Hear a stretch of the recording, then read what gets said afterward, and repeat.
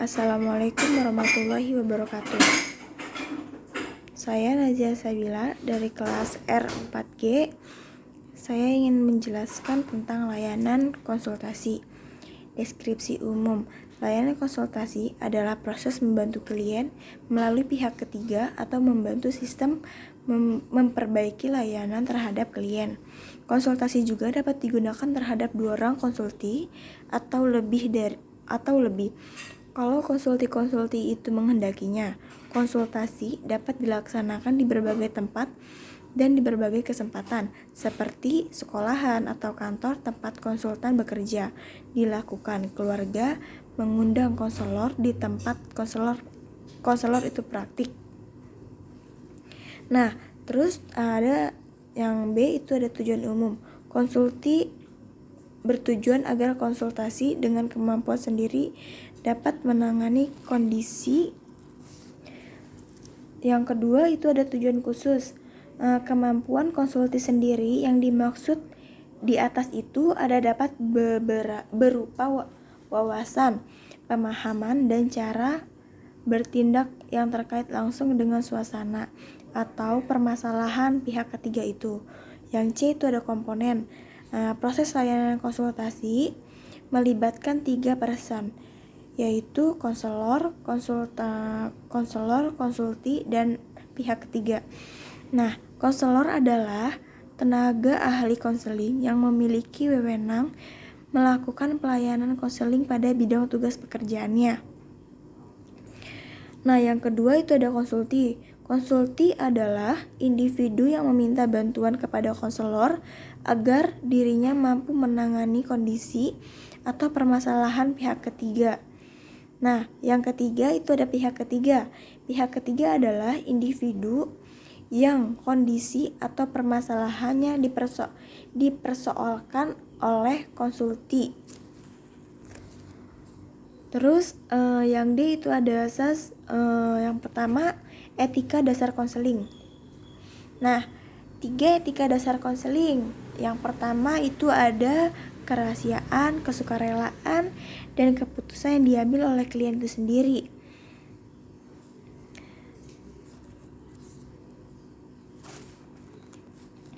Yang kedua itu ada kemandirian.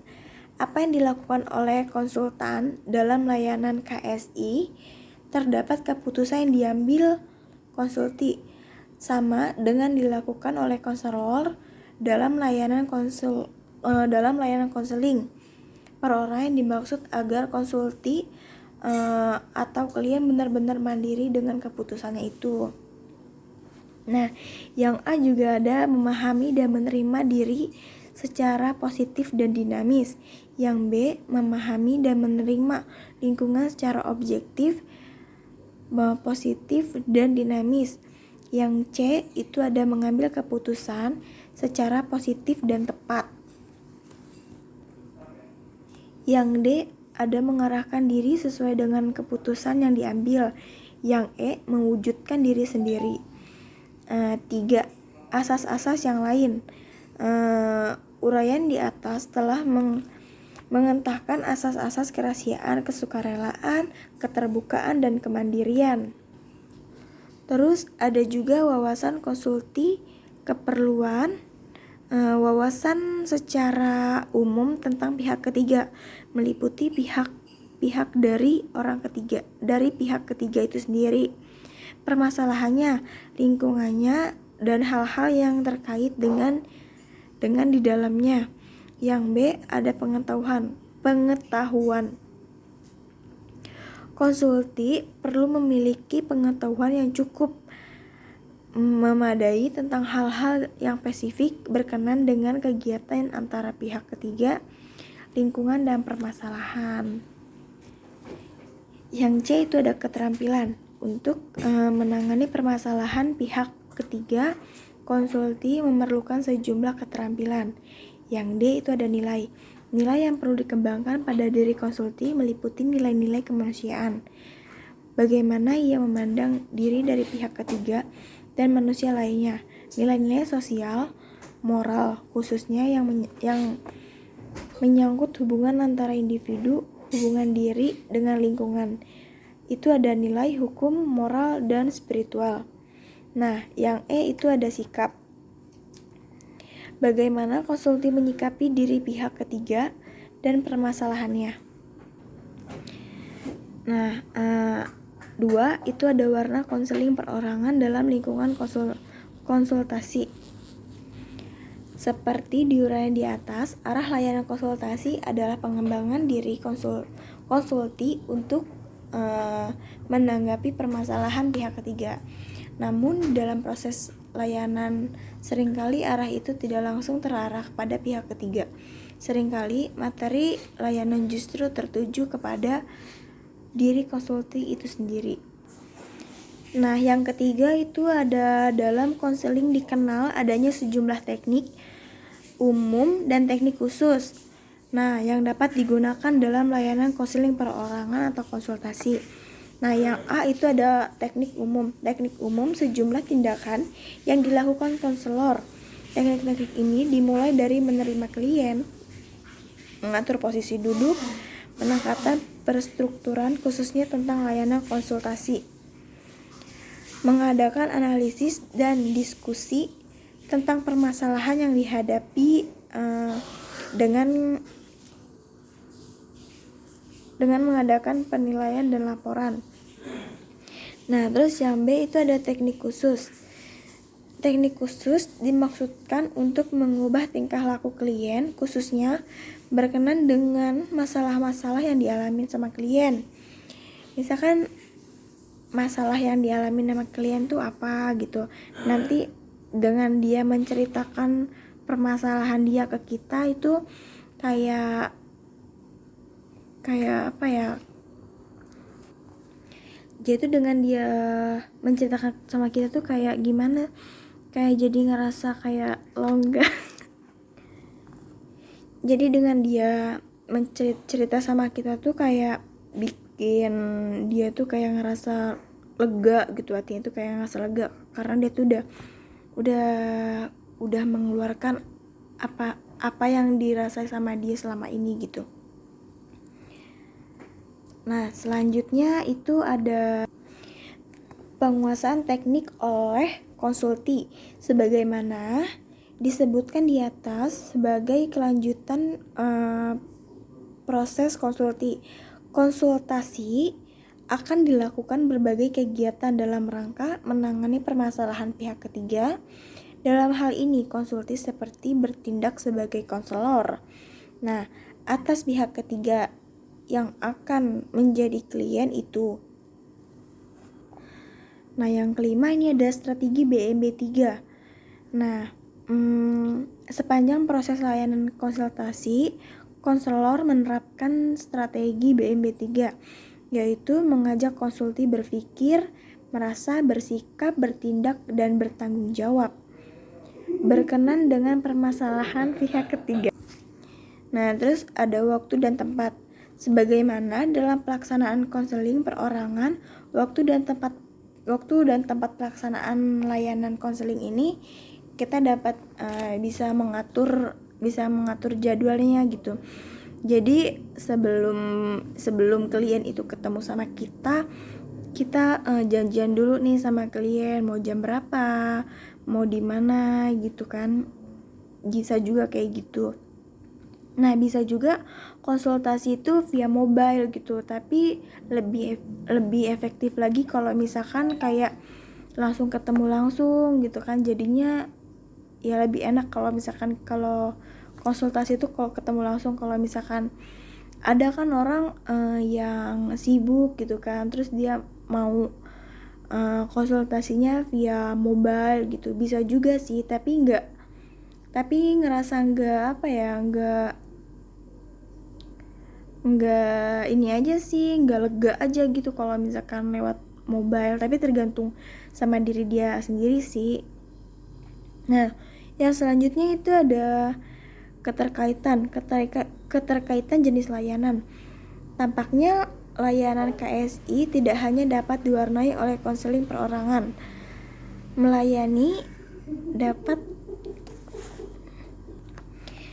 Pelaksanaan konsultasi dapat berlangsung 1 kali atau lebih di antara 2 atau lebih pelaksanaan konsultasi, apalagi dalam konsultasi berkelanjutan.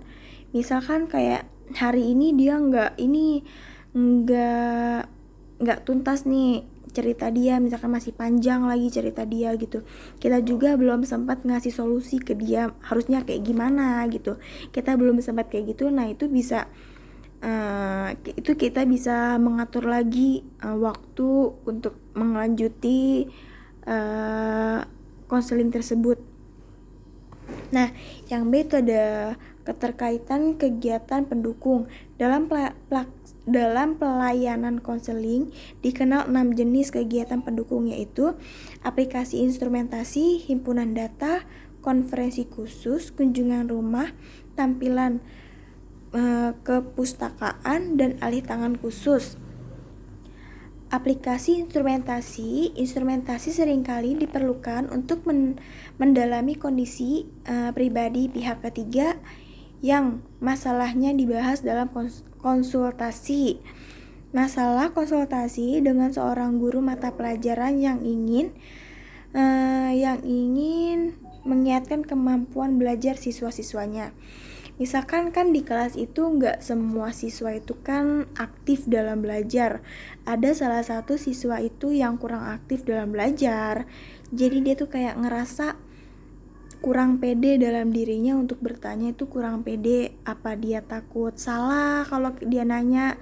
Terus apa takut dimarahin kalau misalkan pertanyaan dia itu salah gitu kan.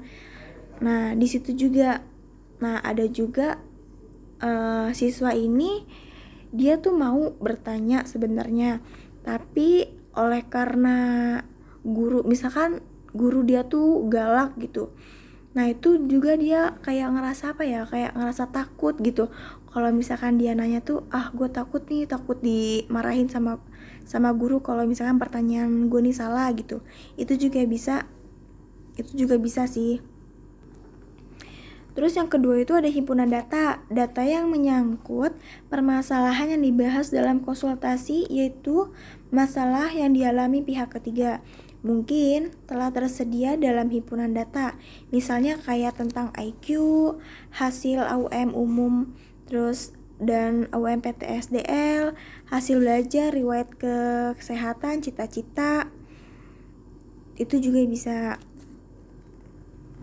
Nah, ada lagi konferensi khusus. Konferensi khusus diselenggarakan pada lembaga yang di dalamnya terdapat sejumlah personalia atau individu dengan kedudukan dan wewenang yang tidak sama di sekolah. Misalnya, dapat diselenggarakan konferensi khusus antara pada guru membahas kasus siswa tertentu di sebuah kantor.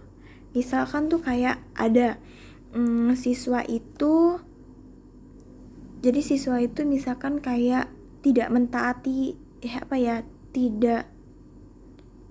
tidak mentaati peraturan yang telah ada di sekolah dia. Misalkan nggak boleh ngerokok gitu dalam kelas. Nah, siswa tersebut tuh kayak ngerokok dalam kelas gitu. Nah, itu kan kayak ngelanggar peraturan sekolah. Nah, itu jadi guru-guru itu tuh kayak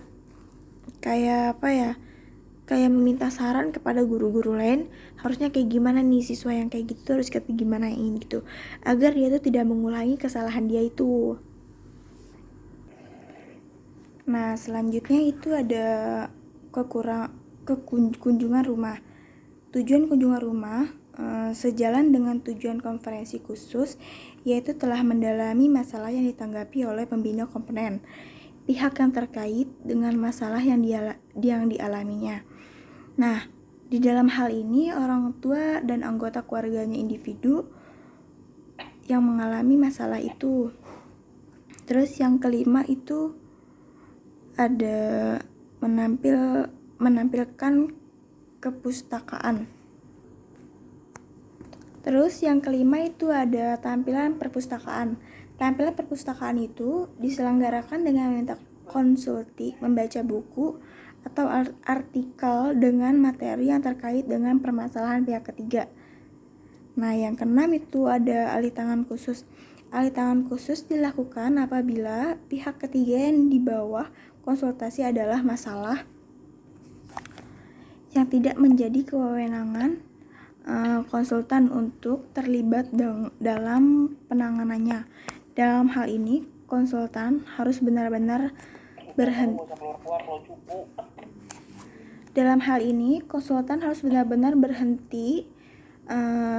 Terlebih apabila konsulti akan membawa masalah yang bersifat kriminal atau pidana. Nah, selanjutnya itu ada personalisasi layanan konsultasi. Layanan konsultasi hendaknya dilakukan secara tertib dan lengkap dari perencanaan sampai dengan penilaian dan tindak lanjut. Nah, selanjutnya itu ada perencanaan dan perorganisasian. Konselor mengatur pertemuan melalui penempatan fasilitas layanan dan penyimpanan kegiatan administrasinya.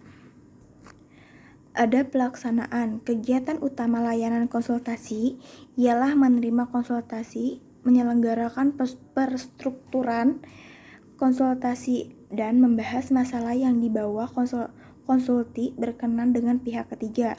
Nah, yang ketiga itu ada penilaian.